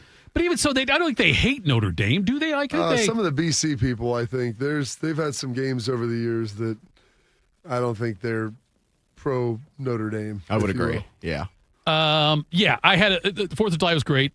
Had a minor hiccup that with a golf cart that prevented me from doing everything I wanted to do. But nonetheless, we had friends over and a great time with that. My wife with the on the Civic Association was in the parade, spinning the bear around. Oh, there and you go. then she had to at 8:30. She had to leave our area with our family and stuff. We're hanging out and go do UACA stuff at the fireworks that night. And then when the Susan fireworks ended, they had to put all these tables back together, like 350 tables. They had to. terrible. Then, Bob, the next morning, they all had to meet back out there at the park at 9 a.m. Get them out of there. to pick up the shrapnel. Yeah. They had to go and scan like the whole fields Oh, yeah. to get all of the debris from the Oh, fireworks. yeah. I But let off a lot. Believe me, there's a lot of there's a lot paper and there. crap. Yeah. And had to pull some out of my leg. I can't believe you did that. I didn't do anything. It just Well, no, Bob, but you know. the tube was gone. We looked around. I don't know where the tube went. It exploded. I'm just saying, like, for someone that we've talked about it on the air going in, and we mentioned the percentages and all the people get injured, what age they are, and stuff like that. The JPP thing, by the way, kudos to him for announcing on July 4th he wants to come back into the NFL again. That was smart play by him to do at that time. But that you did everything you were supposed to precaution wise, and it still happened. Not everything, but I was Okay. fairly safe. All right, fairly I was safe. lighting another tube right beside it, and when it went, and then it didn't leave the canister. Yeah. That's when I turned and I shooted Right. my face. Was I it just cut in you right reverse, there? There was someone else. I was the closest by far. Okay, but like, I make my kids get away when I'm doing that. Did you shout anything to warn people this is going to be bad? Oh crap! But not that. Okay, you did like duck, run for cover, fire in the hole, Fire nothing like the that. hole, like, dude, I was trying to light other ones. There were people up on the deck observing this. I would have liked to have seen a lot. I'm glad you didn't get hurt. The shrapnel thing, I'm not saying I'm glad you got shrapnel in you, but I'm glad you didn't get hurt. I'm glad everything So I was is trying to intact. figure out, is there pieces of fiberglass in my leg? What do you do about that? Just I don't know. Dig it out. I know. Do you dig it out? Does it just process through your body I'm somehow? not sure. I was trying to figure out if these burns, because it was, I don't know what, I don't know if never these injuries are, never been, Bobby, never happened. yeah. I've had Okay. a lot of stuff happen, but not that. All right. Well, I'm glad you're safe. Glad the family's safe as well. I would have thought you would have jumped on to the fireworks there to protect everybody else, but that's just me. Thanks, Steve Rogers.